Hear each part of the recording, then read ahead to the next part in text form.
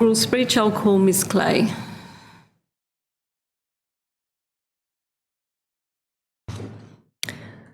Madam Speaker, I seek leave of the Assembly to make my inaugural speech. Is leave granted? Leave is granted, Ms Clay. I'd like to acknowledge the Ngunnawal people whose lands we meet on. I pay respects to their elders, past, present and emerging. I acknowledge them as the true custodians of this land, and I will try and learn from our First Nations peoples and care for our land better.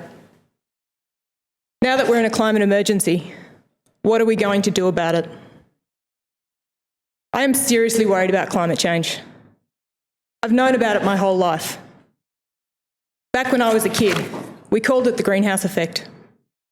I thought that by the time I grew up, someone else would have fixed it, but no one has.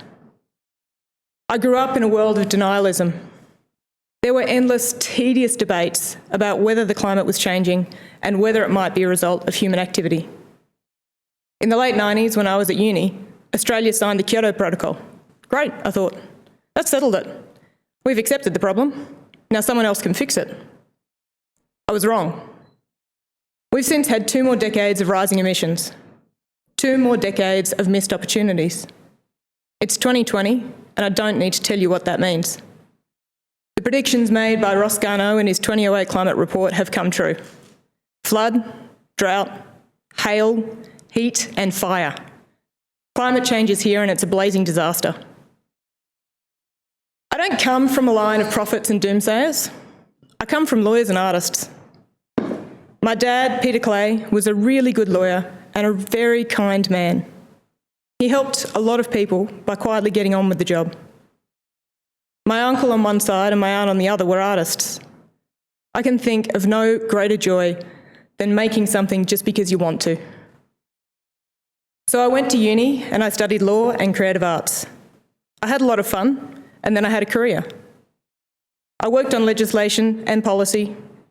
It was a good way to make money, but I came to doubt each role, no matter how rewarding it was. What's the point, I thought? This doesn't deal with the problem. I've taken a lot of gap years in my life. My first was at 17, and I worked in an English boarding school. I travelled about with a very good friend who's here today, and I've been addicted to wandering ever since. I've lived in several countries, and I've done a lot of snowboarding and diving and some really fun, silly stuff. I have lived 2 entirely perfect days, which is 2 more than most people get. But I'm flying away from the problem, I thought, as I tore off the lid on another airline meal and listened to the jet engines. And I'm making it worse. I like to create things. I've made stories and books and films, and I've mucked about with art. I've won some awards and I had a book published. But that nagging voice continued. I realised that everything I made was about apocalypse. There is a reason that our TV screens are full of end-of-the-world fiction. Ecological disaster and social collapse and armies of zombies mindlessly consuming the world. Our artists can't imagine any other future. For many, it's already here. That's the first half of my speech and the first half of my life. Now let's get on to the hard bit. Why am I here in the Assembly? Because we're in a climate emergency. Change is no longer a choice. Change is already happening. The EV didn't ruin the weekend, and the Greenies didn't cancel Christmas. The bushfires did that. Green tape didn't kill business. Smokepocalypse did. The hippies aren't coming for your steak. The cows died in the drought. It's 2020, the year of the mask, and now we're living through another disaster. This one isn't caused by climate change. Coronavirus has disrupted everything about how we work and play and make our money and spend our time. 1.5 million people have died around the world. Everyone's affected. There is a lot of suffering. But there's also hope. For the first time in my life, global emissions have dropped. Coronavirus hit the pause button. So what are we going to do? I've learned a lot since accepting that I'm part of the problem. I've learned far more working on solutions than I ever did running away from them. For a start, I learned the word no. I've been in the environmental movement my whole life, but but that mostly involved signing petitions, writing emails, donating money, and agreeing that everything was awful. I stood up for real after having a baby. Like many new parents, I looked at my daughter and I looked out the window at the world she was inheriting, and I said no. I joined the protest movement. Climate activism is a global phenomenon, and Canberra is no exception. We have 350, XR, Knitting Nanas, The Artivists, Stop Adani, and many, many more. I've helped out where I can. I've seen arresting art and actual arrests. Giant banners and bigger boycotts. Grannies that shut down banks by sitting quietly outside with their knitting. And then there are the school strikers. I've marched with my daughter alongside thousands of children. I've listened to them beg for their lives. Like any grown-up with a beating heart, I find this part of the movement incredibly painful. The kids put it best in their own words. Here are a few of their slogans. Why go to school if you don't listen to the educated? If you act like children, we'll act like adults. I've seen smarter cabinets at IKEA. You'll die of old age, we'll die of climate change. Our children will die of climate change. All we have to do to make that happen is nothing. Why aren't those kids in charge, I thought? I can't wait to see what happens when they are. But we don't have time to wait, and it's not their job to fix this, it's ours. Despite my fears for the future, I'm a positive person at the core. As well as learning how to say no, I've learned how to say yes. I began my postgraduate education with pedal power. I started out as a bureaucrat who liked bikes. After 8 years, I transformed into a lycra-clad street warrior. It was a joyous adventure. Cycling is the most delightful treatment for whatever ails you. Climate change, congestion, obesity, poor mental health. Doesn't matter what your problem is, cycling's your solution if you're lucky enough to be able to ride. I've been exchanging pleasantries with the Greens my whole life, but I only recently came... Oh, sorry, I missed a page. Hansard will fix me. I wanted to learn more about environmental management, so I took a job in waste. I then partnered up with a colleague on a recycling venture. National recycling expert Graham Mannell came up with a neat idea to tackle a problem waste stream. We threw it together and patented it and launched Send and Shred. I learned business, e-commerce, and the white-knuckle hope of the startup. I had the great privilege of working with the talented team at the Green Shed. Sandy, Charlie, Elaine and Tiny have been rolling out local solutions to the world's big problems for years. Between them, they've built dozens of successful businesses, saved over 70,000 tonnes from landfill, donated over $1 million to charity, and supported a rich ecosystem of artists, entrepreneurs and traders. They've been personally applauded and nationally lauded. They've even been effigised in cake. Tiny has a simple life motto that drives him through his philanthropy. If you can, you should. It's a powerful motto. A little rubbed off on me, so while I was running Send and Shred, I decided to set up a new venture to tackle climate change. Something small and manageable, I thought. How about cutting 75% from my carbon footprint? I learned carbon accounting and web development, and I set up the carbon diet. I slashed my footprint and that of the average Australian through a series of one-week experiments. Fly less, swap steak for chicken, and snowboarding for surfing. Turn down the heater, try out an EV. Our federal government makes so much fuss about tiny cuts, so I assumed my ambitious target would be a spectacular failure. I finished the project earlier this year. While the federal inventory claimed a 0.1% emissions cut, mine cut 77%. Apparently, I'm 7,700 times more effective than our federal government. It's almost as if they're not really trying.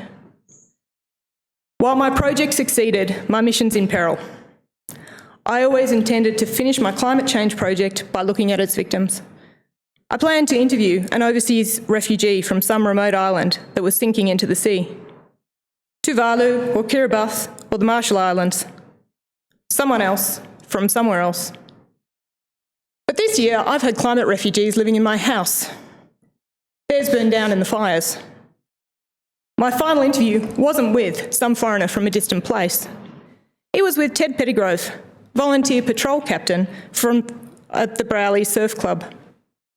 Ted found a new role on New Year's Eve, running an evacuation centre on our local beach.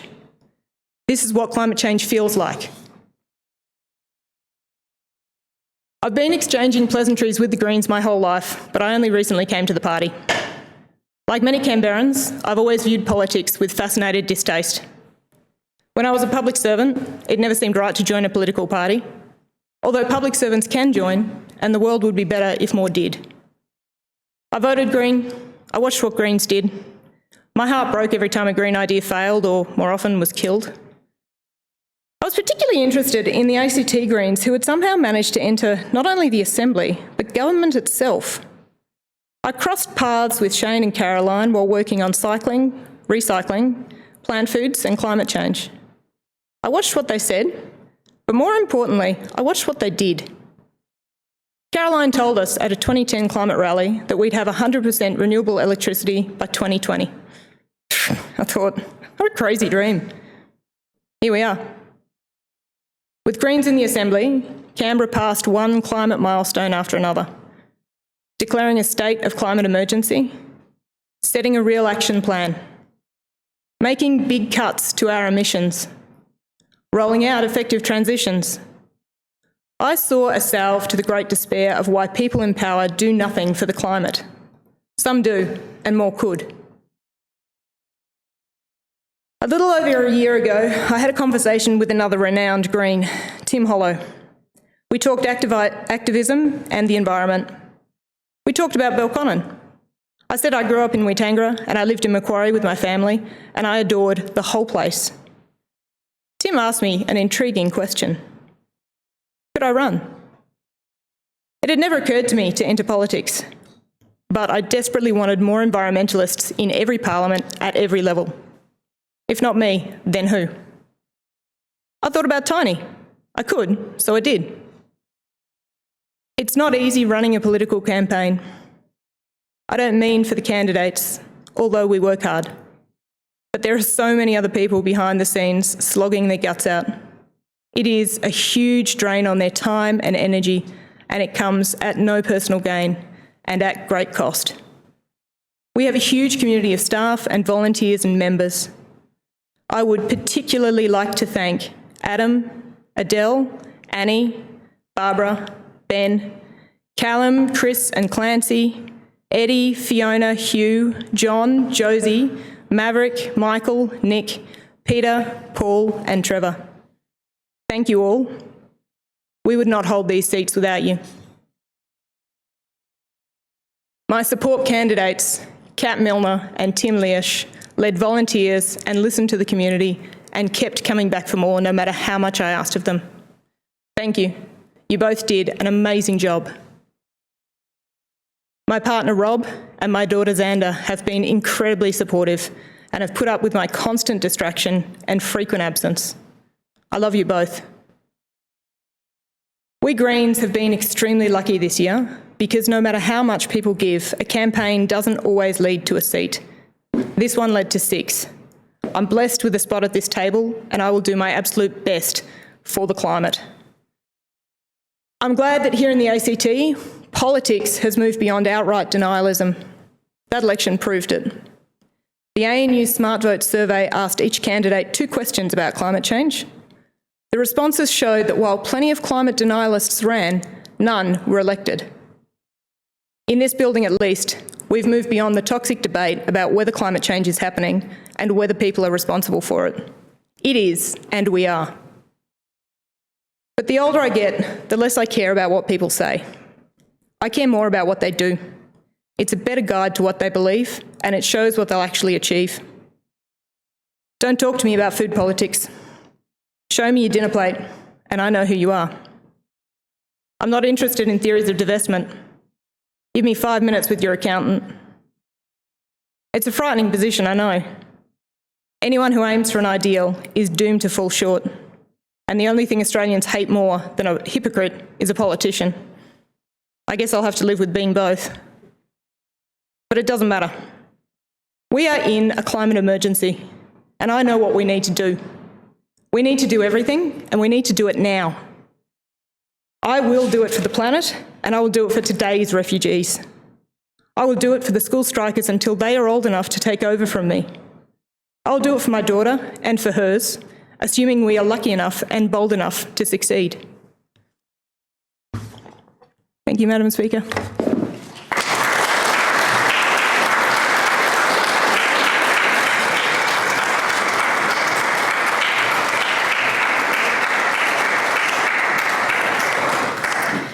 Thank you, Ms Clay. We'll move on to Assembly business.